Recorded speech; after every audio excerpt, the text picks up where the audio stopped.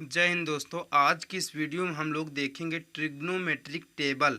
दोस्तों ये टेबल बहुत ही इंपॉर्टेंट है, इसके बिना आप क्वेश्चन नहीं कर सकते हैं, तो ये बहुत ही इंपॉर्टेंट है। चलिए हम लोग इसको देखते हैं और ट्रिक के माध्यम से देखेंगे, क्योंकि अगर आप रट्टा मारते हैं, याद करते हैं, फिर आप भूल जाते हैं। इसलिए आज हम लोग ट्रिक के माध्यम से देखेंगे, जिससे कि आप भूलेंगे भी नहीं और आपको याद भी रहेगा। और अगर आपको क्वेश्चन लगाते समय याद नहीं आ रहा है तो आप ट्रिक से कैसे निकाल सकते हैं, तो इस वीडियो में हम लोग सब कुछ देखेंगे। चलिए वीडियो को स्टार्ट करते हैं बिना किसी देरी के। देखिए दोस्तों, सबसे पहले हमें क्या करना है, सबसे पहले हमें यहाँ पर काउंटिंग करना है, गिनती लिखना है। देखिए क्या गिनती होगी हमारी। सबसे पहले हम लोग लिखेंगे 0, उसके बाद हम लोग लिखेंगे 1, उसके बाद यहाँ पर हम लोग लिखेंगे 2, उसके बाद हम लोग लिखेंगे 3, फिर क्या लिखेंगे 4। ऐसे हमने लिख दिया बिल्कुल आसान तरीके से। उसके बाद हम लोग नीचे में क्या लिखेंगे, नीचे में भी लिखेंगे हम लोग केवल 4 4 पूरे में। बट्टे में क्या लिखेंगे, बटा करके 4। यहाँ पर भी लिखेंगे हम लोग 4, यहाँ पर भी लिखेंगे 4, और इसके बट्टे में भी हम लोग लिखेंगे 4। दोस्तों सिंपली आपको कुछ नहीं करना है इसमें, बस इसके ऊपर आपको अंडर रूट चढ़ा देना बड़ा सा पूरे के ऊपर। उसके बाद हम लोग चढ़ा देंगे क्या, अंडर रूट। इसमें भी चढ़ाएंगे, इसमें भी चढ़ाएंगे, इसमें भी, सब में हम लोग चढ़ा देंगे अंडर रूट, बिल्कुल आसान तरीके से। दोस्तों आपको आसानी से निकालना आ जाएगा आज की इस वीडियो में। देखिए अंडर रूट हमने चढ़ा दिया। अब क्या करना समझ लीजिए, इतना हमने कर लिया तो आपका मान निकल गया सब। देखिए अब क्या होता है, किसी भी संख्या में, जीरो में अगर हम किसी भी संख्या से भाग देते हैं तो क्या होता है, हमारा सदैव जीरो ही आता है। और जीरो का वर्गमूल क्या होता है, जीरो। तो यहाँ पर हम लोग लिख देंगे 0। देखिए यहाँ पर क्या होगा, यहाँ पर 1 का वर्गमूल 1 ही आएगा, और 4 का अगर हम लोग वर्गमूल से 4 को बाहर निकालेंगे तो हमारे पास आ जाएगा 2, 1/2 आ जाएगा यहाँ पर हमारा। यहाँ पर देखिए दोस्तों, 2/4 लिखा हुआ है। इसको आप लोग आराम से बिल्कुल काट दीजिए, ऐसे काट दीजिए। देखिए क्या कैसे काटेंगे, 2/4 लिखा हुआ है, इसको हम लोग काट देंगे, 1/2 हो जाएगा। और 1/2 अंडर रूट के अंदर 1/2 ना, एक का अंडर रूट, एक को अंडर रूट से बाहर निकालेंगे 1 ही रहेगा, और 2 हमारा करनी से बाहर आएगा नहीं, तो इसलिए क्या हो जाएगा, 1/√2। बिल्कुल आसान भाषा में आसान तरीके से सीखिए, क्या है 1/√2, यानी साइन 45 डिग्री का मान हमारा आ गया 1/√2। और दोस्तों यहाँ पर देखिए साइन 60 डिग्री का वैल्यू क्या होता है, तो √3 हमारा रूट से बाहर आएगा नहीं, करनी से बाहर, इसलिए हम इसको लिखेंगे √3। और 4 को √4 को हम लोग करनी से बाहर निकालेंगे तो हमारे पास बच जाएगा 2, इसलिए इसको हम 2 लिख देंगे। उसके बाद देखिए यहाँ पर क्या होगा, 4/4 लिखा हुआ है, इसको हम लोग काट देंगे, एक बार में कटेगा। और 1 को करनी से बाहर निकालेंगे तो 1 हमारा, 1 का करनी से बाहर 1 ही होगा, इसलिए होगा साइन 90 डिग्री का मान क्या होगा हमारा, 1 होगा।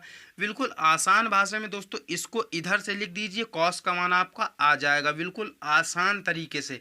देखिए साइन 90 डिग्री का मान 1 होता है ना, तो कॉस 0 डिग्री का मान भी 1 होता है। साइन 60 डिग्री का मान कितना होता है, √3/2 होता है ना, तो कॉस 30 डिग्री का मान भी वही होता है, √3/2। और साइन 45 डिग्री का मान होता है 1/√2 ना, तो कॉस 45 डिग्री का मान भी होता है 1/√2। तो इसलिए हम लोग इसको इधर से लिखना प्रारंभ करेंगे। यहाँ पर लिख दीजिए 1 आपका आ गया कॉस 0 डिग्री का मान। यहाँ पर आप लोग लिख दीजिए √3/2, ये आ गया आपका कॉस 30 डिग्री का मान। यहाँ पर आप लोग लिख दीजिए 1/√2, ये आ गया आपका कॉस 45 डिग्री का मान। यहाँ पर आप लोग लिख दीजिए 1/2, ये वाला 1/2 यहाँ पर लिख दीजिए, क्या हो जाएगा, कॉस 60 डिग्री का मान। और साइन 0 डिग्री का मान जो होता है वही हमारा कॉस 90 डिग्री का मान होता है। साइन 0 डिग्री का मान होता है 0। चलिए हम लोग देखते हैं अगला, टैन थीटा का मान क्या होता है। टैन थीटा का मान देखिए क्या होता है। दोस्तों मैंने आपको एक फार्मूला बताया था कि टैन थीटा बराबर क्या होता है हमारा, टैन थीटा बराबर होता है sine theta by cos theta.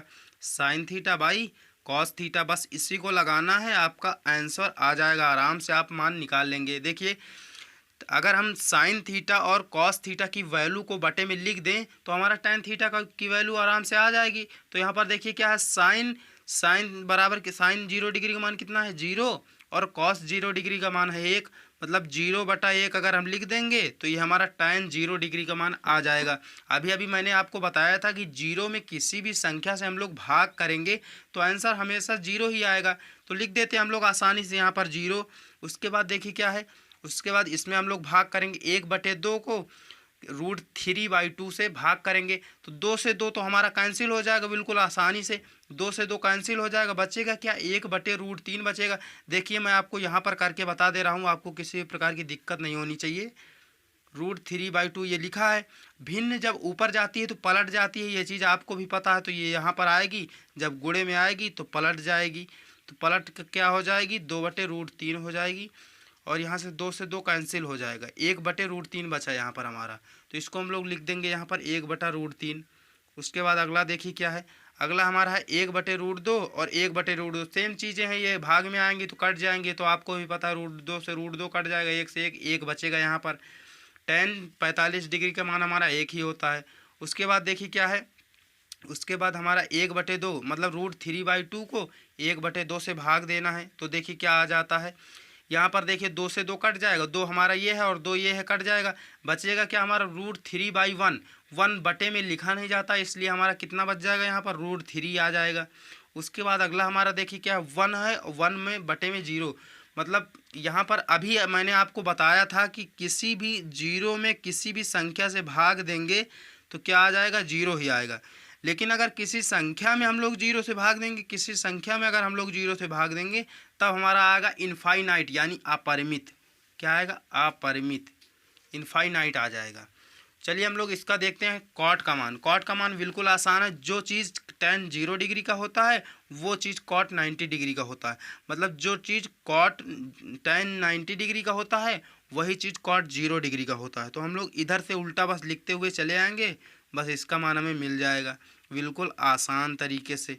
देखिए 45 डिग्री का मान साइन कॉस का बराबर होता है, tan कॉट का बराबर होता है और सेक कॉसेक का बराबर होता है। उसके बाद देखिए यहाँ पर क्या आ जाएगा 1/√3 आ जाएगा। उसके बाद देखिए क्या यहाँ पर 0 आ जाएगा। बिल्कुल आसान तरीके से आपने सीख लिया अभी तक जितना भी मैंने बताया है। अब हम लोग देखेंगे सेक। देखिए सेक का देखना बहुत ही आसान है, सेक का मान। अभी मैंने आपको एक फार्मूला बताया था, बहुत ही जल्द मैंने बताया था कि सेक थीटा बराबर होता है 1/cos थीटा। क्या होता है सेक थीटा बराबर क्या होता है 1/cos थीटा। बस कॉस थीटा का उल्टा कर दीजिए, यहाँ पर आपको मिल जाएगा। कॉस थीटा 1/cos थीटा होता है ना, तो यहाँ से हम लोग लिख देंगे कॉस थीटा मतलब 1/cos थीटा है। तो यहाँ पर देखिए क्या होता है, कॉस थीटा के बटे में 1 लिखना है हमें, बस और कुछ नहीं करना है। तो 1/1 कितना आ जाएगा यहाँ पर हमारा 1 आ जाएगा, 1 आ जाएगा ना।